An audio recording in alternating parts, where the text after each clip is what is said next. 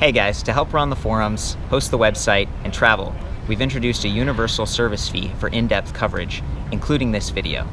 My goal is to be unbiased and transparent. It's a privilege to serve you. This is not an endorsement. Let's get into it. Hey guys, we're at the Fullerton, California train station. We got a Pacific Surfliner over there. Awesome spot, just so beautiful. And this is Sam Townsend from Electric Bicycle Center right here in town. He's sitting on the Qualisports Dolphin, and there's a story behind this name, right? Yeah, so they had no name for the bike up until about 48 hours ago. And they brought two samples in, and one went to Northern California, and they reviewed the bike, and part of that review is, hey, what should we name it? And they got a lot of feedback, and the three top names were Dolphin, Oahu, or Ray. And he asked me, what do I think? And I'm like, you're the manufacturer, you make the decision. Yeah. And out of nowhere, my wife was sitting on the couch next to me, and she said, call it the Dolphin. And he goes, that's it, decision made, we're gonna call it the Dolphin. That's awesome. And I love how you're demonstrating this seating position, because the bike, I mean, for me, I really like these bikes. The battery is integrated right into that seat tube right there, seat post, I should say. The tube is what the post slides through. And it's got this little rounded portion at the bottom that can rest on the ground, and then this plug, and that's what actually plugs it into the motor controller. And there's a 350 watt motor back there, hub motor. So that's the drive system. And we'll say goodbye to our friends on the train. What's so cool about this is that, you could be waiting for your train, you can take it on board, you can roll it to and from the train, because there's usually like a storage compartment or like a bike bay. It's a pretty sweet bike. Qualisports, for me, I've only known about this company for the past year or so, and that's because of you, Sam. He's unfolding it now, locking in that mid-folding point. There we go. There's the stem. Safety mechanism to make sure. Right, there, just like that. And here, pop your pedals. And put your kickstand. That was pretty fast. That was a pretty fast unfolding. Thank you for that, Sam. You got it. Got a cyclist going. I just love how chill it is here, right? Like, get to hang out, review the bike, enjoy the nice weather. It's a little overcast today. So let me hit some of the specs on this bike. So this is the Qualisports Dolphin. We had reviewed the Volador before, which has a battery that's about half the capacity of this. So it was like 36 volts, 7 amp hours. This one's 36 volts, 14 amp hours, and it's a little bit heavier, about 8.1 pounds for this battery seat post with the saddle, with the light. I estimate that the battery itself weighs about 7.1 pounds. The bike, if you compare this to the Volador, which I've also reviewed, that was about 40 pounds, like everything included. Okay, it had smaller tires, it had that half capacity battery pack compared to this. So this one weighs about 47.7 pounds. And again, a lot of that I think comes from the battery. We don't actually have the fenders on it. It would come with steel fenders, but the racks are optional. Is that right, Sam? Yeah, and the racks are gonna add a little bit of weight to it. It does come with the fender standard, and it's just a nice go-between as far as the wheel size, in my opinion. I'd focus on the wheels on this. This is what makes it unique. It's one of the first one I've seen with this size wheel. And he's using the word wheels, but I think he's actually talking about the tires here. So these are Compass, which isn't a brand I'm super familiar with. They're 20 by 2.35, which is pretty wide. Okay, it's not plus size. It's not like the big fat tires that you see, but these still add stability. They add comfort, and for a folding bike, especially with a smaller wheel diameter, you get sort of a higher attack angle, which means you run into cracks and rocks and bumps and you feel it more, okay? These are very strong because of the smaller diameter. They actually give the motor a mechanical advantage because it doesn't have to turn this really large wheel. So there are some pros and cons. I actually like the smaller wheel size for compactness, for transportability, but again, having that wider tire gives you the comfort. So yeah, coming back to some of the specs on this, standard 170 millimeter pro wheel crank arms. That's great because it gives you a really comfortable feel. It's more standard than like a shorter crank arm. For people that have knee sensitivity, I've heard that you can have shorter crank arms though, so you're not extending your legs and stuff. That's just neither here nor there, just a side point. 52 tooth chain ring up front with a plastic protector for your pants and stuff. It doesn't have a full chain guide, so the chain could derail and kind of flop off on the inside, but that hasn't happened quite yet to me. We've gone over bumpy terrain and it's holding up just fine. 7-speed 14 to 28 tooth cassette in the rear with just a base model Shimano tourney derailleur. This is just really, you know, entry-level components. Doesn't necessarily mean it's bad. That's part of what keeps the price low, and it does the job. I mean, for me, it's better than a single speed, but we don't have a derailleur protector or anything like that. So I like that the motor power cable is pretty well situated here. If the bike does tip or something, just be careful so this doesn't go out of tune. You know, you could adjust it. If it does, take it into a shop. And again, that motor cable and everything, when you're folding the bike, you'll notice it folded the other way. So the bike could tip on this side and potentially, you know, bang this up if it's in the back of your RV or your SUV or something like that. Just, you know, be aware. I mentioned before that this is a 350 watt hub motor, planetary geared, and it's MXUS, so that's the brand. 350 watts isn't like super powerful, but it's going to be a little bit more efficient, help you get that good range. They've got the controller, the motor controller, I think it's like a 15 amp sine wave, so it's a little bit smoother. Very quiet, very smooth. It feels natural. There are a lot of electric bikes where it's kind of like, you know, it's abrupt. This one is much smoother, which I appreciate. Some of that might come down to the 12 magnet sealed cadence sensor, so you can see the wire coming out right there. This is a little bit more protected and water resistant than the ones that you can actually see the magnets physically on them. So again, sealed. I really like that. Plastic folding platform pedals. It's a little bit of an upgrade compared to the ones I saw last time. Pretty good surface area on these. They remind me kind of the Wellgo ones, which I really like, aluminum alloy, but probably a little bit lighter and cost savings. Nice adjustable length kickstand on this side with a 20, I think actually 40 millimeter, maybe 20 millimeter. Is it 40 millimeters here? I think it's 40 millimeter. That looks like 40, yes. Yeah, this tab. So you could always replace that or adjust it, but it stays clear of that pedal. So if you're backing the bike up or wheeling it around like we saw earlier, you're not going to have a collision. We've got these mechanical disc brakes, 160 millimeters, front and rear, with 4-finger levers. They both have motor inhibitors, so you're not going to get out of control. The bike responds, right? It's got a nice cadence sensor. It's got motor inhibitors on both brake levers, and it has a trigger throttle, variable speed. So you have full control on this bike. You can even twist and kind of rotate the handlebar so you could protect that display. Just kind of make it as compact as possible if you're folding it like we did earlier. And we kind of zipped through that, but it's actually a very efficient, smooth process with this bike. And because the bike is a little bit lighter than some of the others, even with the racks and stuff, it's a little bit easier to manage. And I just like where that weight is positioned. It's a little bit more rear heavy than ones that have a battery inside the frame. It's a lot easier to take that seat and battery off your bike when you're going inside to work or maybe to school or something like that. But there's no lock on this, okay? So if you're parking this bike at a bike rack, you know, someone could come down here and unscrew the battery connector and then just take your whole seat and battery. So in a way, it's almost like you've got to take that with you each time, and there's a little bit more screwing around. You got to bend way down here and unscrew that and unplug it, and, you know, or fold it and kind of tip the bike over. Just be careful not to tip it onto the derailleur. These are considerations that you have with almost any folding bike. I just wanted to be transparent about that, and then call out this 2 amp, weighs about 1.5 pounds. You know, it's pretty standard e-bike charger. It's not super fast or anything, but it's also not heavy. It's not super large. It's got this 90-degree plug, right? Something like you'd see at Radio Shack or just on an older electronic device. And that plugs in below the saddle, like right there. And so to get it back there, you kind of have to have smaller fingers or fool around with it. And in a way, to me, it's cool because it's like, it's not way down there. You don't have to bend down. It's right here, pretty easy to reach, but you can't see it. So, you know, you have to finesse it, I guess is what I'm saying. I feel like it was a decent solution. Maybe in the future they could put it on the back so it's easier to see. You know, this is also facing up, so water could potentially get in there. They do have a little rubber cap, so you can seal it. So they're doing the best they can, and it's a really innovative battery integration, something I haven't seen from a lot of other companies. And again, I keep mentioning that the bike is pretty affordable. $12.99 US. That's pretty good for a folding electric bike with a 36 volt 14 amp hour battery. Yeah, we've probably dealt with over 15 to 20 different manufacturers of folding bikes over the last 30 years selling e-bikes.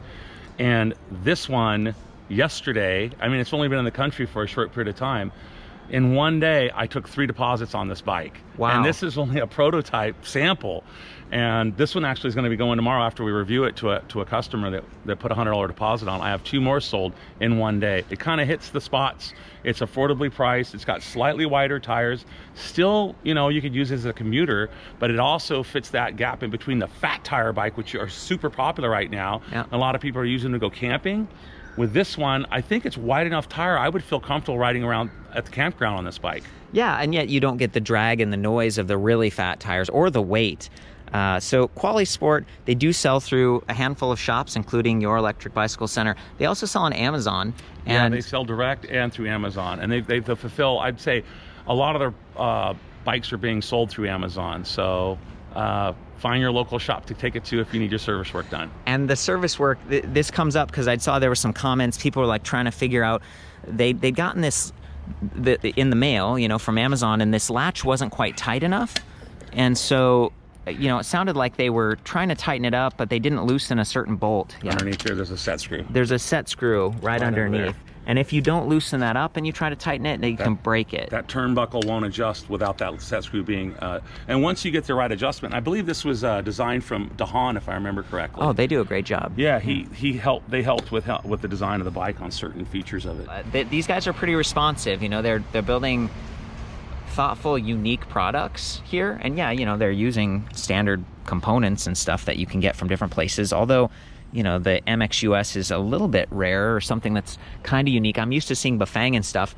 I like the display they chose. They've got these Velo, not locking, but again, they're fairly comfortable. Mechanical brakes versus hydraulic, but that helps you save money and they get the job done, and they're fairly adjustable with your own tools. You might not have to take it to a shop. So I feel like it's a pretty nice setup all the way around, except for some of the taking the battery on and off, and, you know, no lock on that. They're just some of the things that we mentioned. I like that they went with trigger shifters versus a big thumb shifter, but in so doing, they took all the space up right here for the mounting clamp and then also the triggers. So they put the throttle on the left. That's something I'm seeing more and more from different manufacturers who want to have a throttle. So this is class 2, meaning it has a throttle, but this one also has pedal assist. It gives you a lot of different ways to ride. When you turn the bike on, you just press that power button for a second. We've got this nice grayscale backlit LCD, and it starts in assist level 3. So right from the get-go, that throttle is hot. Okay, so be careful, you know, if you accidentally bump this bike, it could kind of take off on you. But again, the motor ramps up so smoothly, it doesn't ever feel like it's really out of control. 4 bars on that battery indicator, and I think the outer infographic is also a bar, so I really think it's 20% steps with 5 indicators. We've got like a timer right there. Assist levels, we can take it down to 0. The throttle does not work in 0, so you just have like a speedometer and that headlight, which is integrated. If we want to activate that, we just hold up for a couple seconds here, and then we get the little light indicator. There it is, 5-star headlight. It does not point where you steer. See, like right now it's mounted to basically that head tube. I think they might be able to mount it to the front of the basket so that it wouldn't be taking up this space. We just kind of threw this together quickly so we could get it done. I do want to highlight that the bike does not come in red. That's just because this was like a prototype. The 2 colors they're building it in is this dark metallic gray as well as a matte black. Okay, and then this is this the Volador? Yes, it is. Yeah, this is the one that we reviewed before. So again, steel fenders tend to be very durable, but if they get scratched up a bunch, they could start to rust. And this one, see how the light's mounted to the fork, so it points where you steer, compared to this one where it's mounted more towards the head tube. Although, you know, you look at it and it could probably be mounted to the fork as well. I really feel like it's, yeah, thank you, Sam. So if you have the rack, then it doesn't point where you steer because you can't mount it down there. So these are all little nuances. Aluminum alloy frame, alloy fork, paint matched, pretty nice stuff. Let's get back up to the display here. Down in the bottom, we have like a trip meter. It says distance, and if we tap the power button, we go from current speed to average speed, and trip timer. Press it again, max speed, and then voltage down here. So there's just tons of readouts, tons of different stuff. There's even walk mode if you hold the down arrow. Right, so we hold it for a couple seconds, and that's nice if you get a flat tire, or maybe this is all loaded up with groceries and you're at the train station and it doesn't feel appropriate to ride the bike around. You use that walk mode to help you out. And that doubles as cruise control. So if you're riding the bike, whether you're pedaling along or you're using the throttle, so I'm gonna throttle for a second here, I take it to assist level 1, right? And now I've got the bike going at a set speed, and then I hold the down arrow for just a second, and now see how it says C and cruise? I'm not doing anything, and the bike is still cruise control. So that's going to relax your thumb a little bit. There we go. And it stopped when I kind of put it down and jarred the speedometer a little bit there. So very, very cool. There's also a settings menu if you hold up and down for a couple seconds. Get in there and you can make some adjustments and change miles per hour to kilometers per hour, some of the traditional stuff. I think that's pretty good. Pretty great overview. Nice to have these bikes back to back. And I apologize for all the announcements going on in the background. I'm going to take a little walk around the bike again just to give you some different perspectives and stuff. Oh yeah, the rear light. I wanted to call out that this is an independent light. It is not wired into the battery. I think it takes a couple of AAAs, and there's like a physical button back here, so you have to turn it on and off. It might get a little bit blocked if you get this rear rack and it's all loaded up, but it's better than nothing. You know, they toss it in. Just remember to turn it off, because if you don't, those batteries are going to wear out, and it's pretty easy to forget. You know, you park, you're in a hurry to get into class or school or work or whatever, and you left that light on, then it's not going to work. A lot of times I'll put a light on my backpack or on the back of my helmet as another way to stay visible. Sam, do you feel like we've missed anything? No, you always do a great job, Cart. Thank you. There's a couple bullet points I want to make as to why this bike sells so well.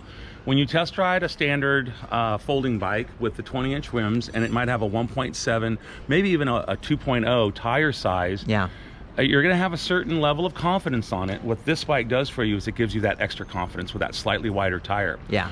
The other thing that people always ask about is range. That battery is a 7 amp hour battery at a replacement cost of $290. Wow, pretty good. This battery is a 14 amp hour battery. It's basically two of those at a replacement cost of $450. And I think certain people are wanting to know, what is the replacement cost of the battery? That's the most expensive part of the bike, and how long is it going to last? Samsung sells. Oh yeah. You can find cheaper folding bikes online, and you can buy them online, but you don't know what the quality is until you look at the fine print. This has got good quality cells in there with the Samsung cells. And to be honest with you, a lot of these companies don't give you the fine print. So that's one of the things. They've worked directly with Sam. I've met the guy who, what's his name? Daniel. Daniel, yeah, nice guy, you know, and clearly he's passionate about making something. Yeah, they sell it on Amazon and stuff. They're trying to get it into shops. I'm a fan of being able to test ride it and get your service done. Yep. And that comes back to the knowledge about this buckle. And go to the forums, the EBR forums. There's a Qualisports section. You can talk to other people who might have experienced that and get some help.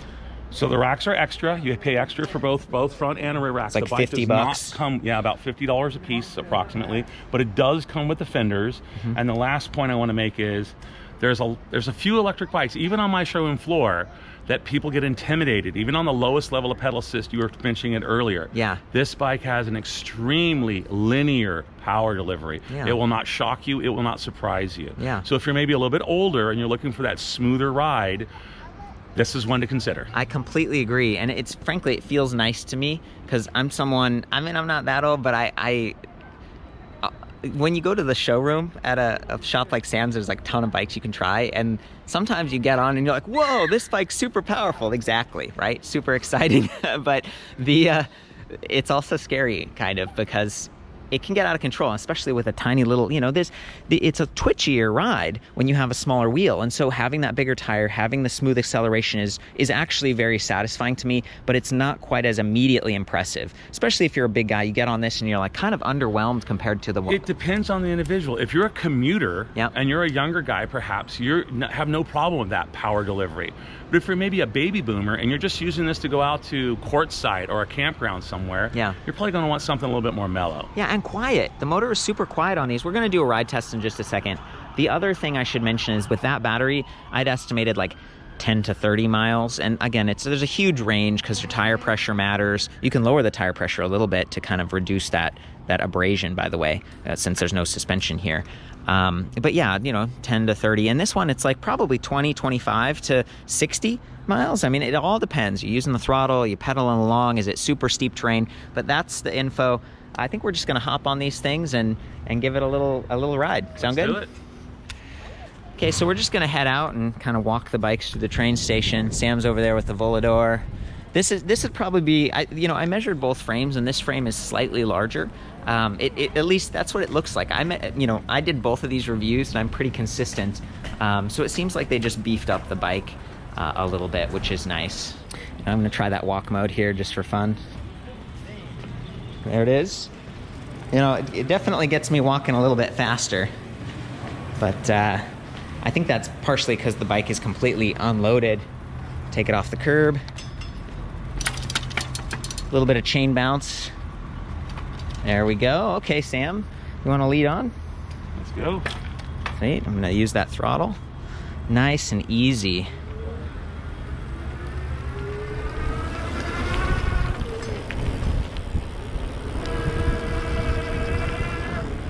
Really quiet, really smooth. Should we turn right? Yeah, right's good. Okay, now pedal assist.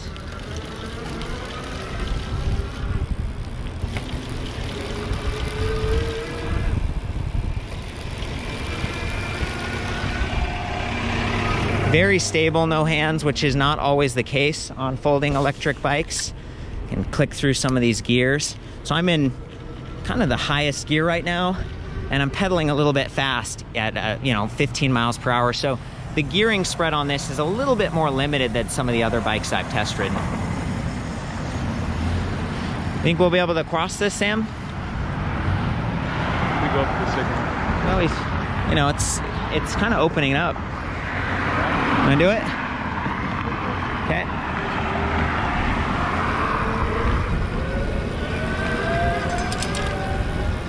There we go.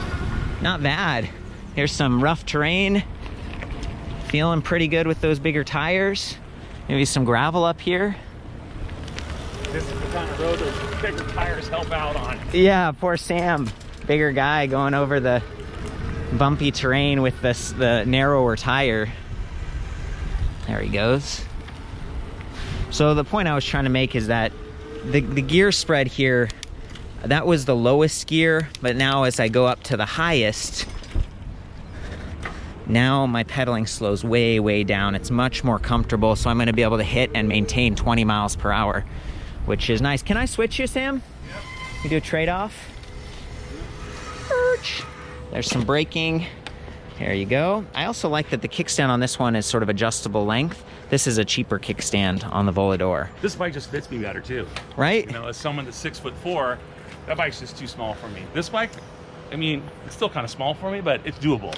And we should have mentioned this. There's this telescoping stem here. Let me show that. Yeah, if you see, he can lower it way down or take it up, but there's a minimum insertion point. Right there. And I love that they've got enough cable to basically handle the tallest setting on that handlebar, because if some of these bikes you stretch it out and the cables will get stretched when you turn. This one they have plenty, and there's nice cable wraps, good routing all across the frame. I love that they have the bottle cage bosses there, even though I might not use it all the time, especially with the racks. You could put a folding lock there, a bottle, and I would consider this a mid-step.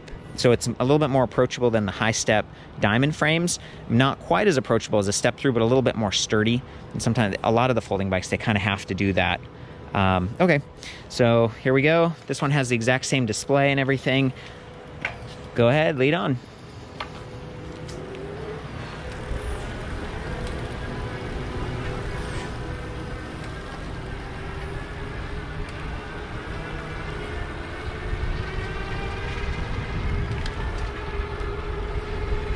Nice.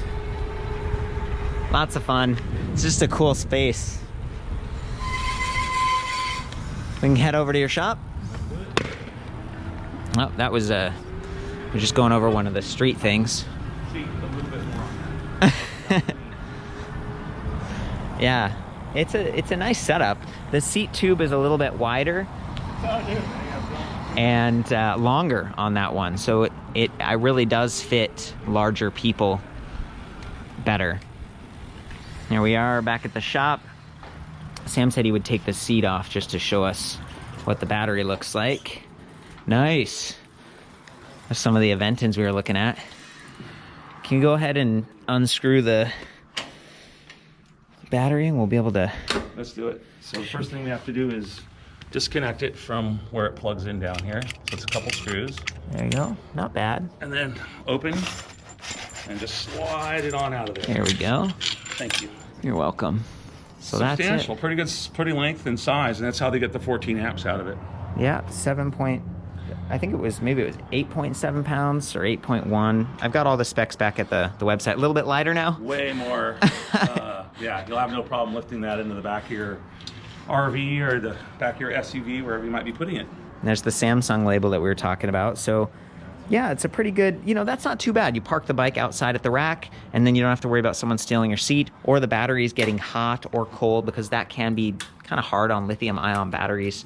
I think that's about it, you guys. That's the Qualisports Dolphin, named by Konica, and the Qualisports Volador. Neat to see these back-to-back, buddy. I appreciate it. For the full written review, I'll see you guys back at ElectricBikeReview.com. Of course, have fun out there. Ride safe. Love you guys. We'll see you next time.